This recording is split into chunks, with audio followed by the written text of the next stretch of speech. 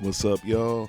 It's Chief Doomsday representing Doom on Film, and I just wanted to talk about Space Jam: A New Legacy. Came out this past Friday, for those that didn't know. Stars LeBron James, stars Zendaya, and a bunch of the Looney Tunes. Don Cheadle's in it, he's great. And yeah, it's been kind of a divisive release. People like to obviously compare LeBron James to Michael Jordan in terms of their legacy in the NBA. So it only makes sense that people are comparing the original Space Jam to Space Jam: A New Legacy and making their judgments, henceforth. Personally, I think that Space Jam 2, don't mean to call it Space Jam 2, it's actually Space Jam: A New Legacy. But I think that Space Jam: A New Legacy is the better movie. I find LeBron James to be the better actor, not necessarily in the first portion of the movie, but once they interact with Algae Rhythm and get taken into the Warner Brothers digital server, the serververse, I think that's where LeBron's performance really starts to shine. He does a good job of interacting with the tunes and all the other elements of the animated world, I think, better than Michael Jordan did, even though the technology may have been an advantage in that case. But overall, I just found the movie more entertaining and more interesting. I thought, again, Don Cheadle is Algae Rhythm. He had shades of what he was doing in the Kendrick Lamar DNA video, just really getting to embellish and do a lot of physical character work, go over the top in terms of being a protagonist. Usually Don is either kind of a controlled dramatic actor or he's gets to be funny, but he doesn't really ever get to play big the way that he gets to play big in this movie. So that was a nice little bonus there as a Don Cheadle fan. I thought Zendaya did a great job of voicing Lola Bunny.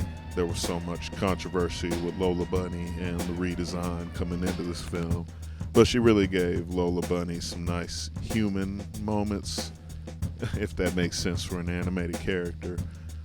Just some realistic stuff, especially on the basketball court. She was up there chattering the way that somebody who plays basketball would be talking smack, so that was awesome. The visual effects were really, really cool. The just color, all the colors that were used, especially when they go into the serververse, as well as the way that it switched between different animation styles and digital styles and realistic stuff. It was awesome, especially Wile E. Coyote and Mad Max. Wile E. Coyote and Mad Max, I could watch at least a half-hour concept of that. That was the best. And I think just the last thing that really intrigued me about Space Jam: A New Legacy was some of the deeper topics that it talked about, especially invasive technology, intellectual property, and things of that nature. It had some surprisingly deep things to say about that for a movie that is more so targeted at children. So who knows, maybe that's something that'll stick with young folks as they move forward using all this brand new technology in the information age. But the whole reason for me making this particular video today was that I thought it would be kind of fun to make my dream top 5 for this version of the Toon Squad. Because, they really and truly did dust off every Looney Tunes character they could, short of those we do not speak of around here anymore, who's been canceled. But, let's move on from that. I think if I had to pick a top 5, a starting 5, for my Toon Squad versus either the Goon Squad or the Monster Squad, here's who it would be. At point guard, you got to go Lola Bunny.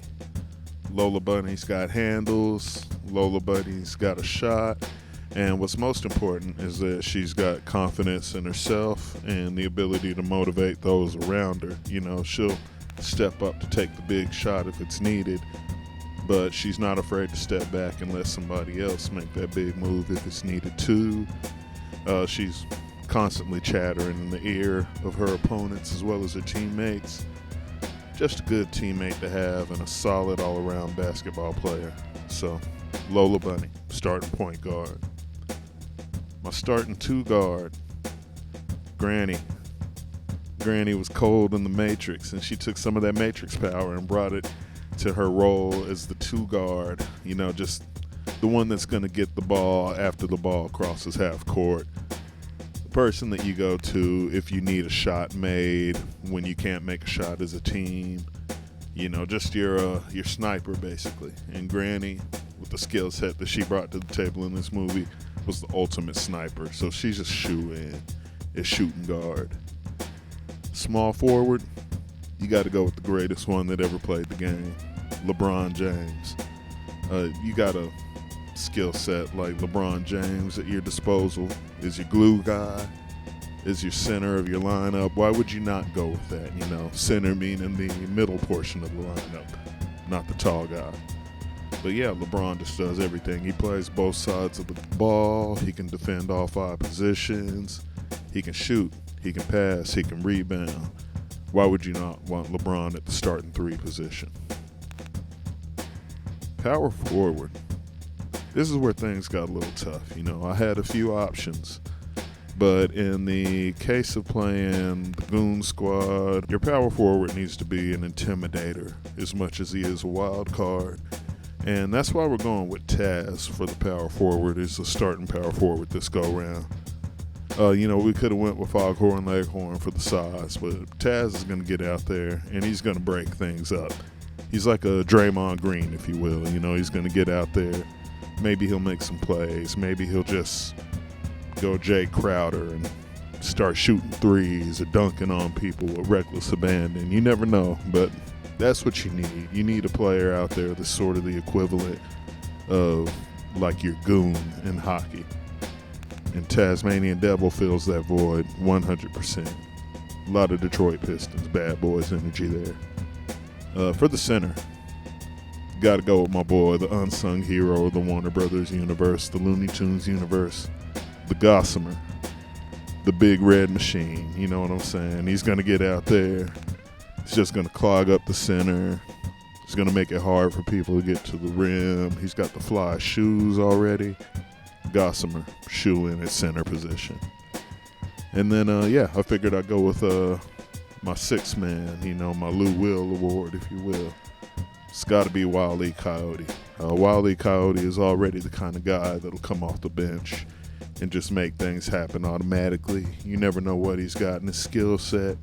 And then in Space Jam: A New Legacy, pulled out the multiplier move. He's the guy that made it go from being a game with a gap in the score to being a close game.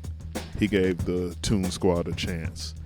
And for that, Wile E. Coyote is the perfect 6th man. So yeah, shout out to Warner Brothers for putting everything together for LeBron James. LeBron James, LeBron James, LeBron James. Yeah, congratulations. Space Jam: New Legacy is definitely a win. I think once the internet's practice of hating on everything that comes out subsides and people take the movie at face value, I think people will enjoy it. I personally enjoyed it.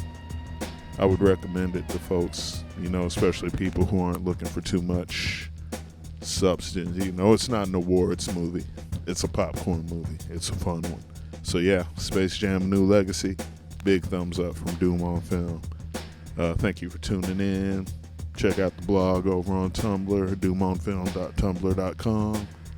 At Chief Doomsday everywhere online. Chief from TheDoomsdayDevice.com. And we're out.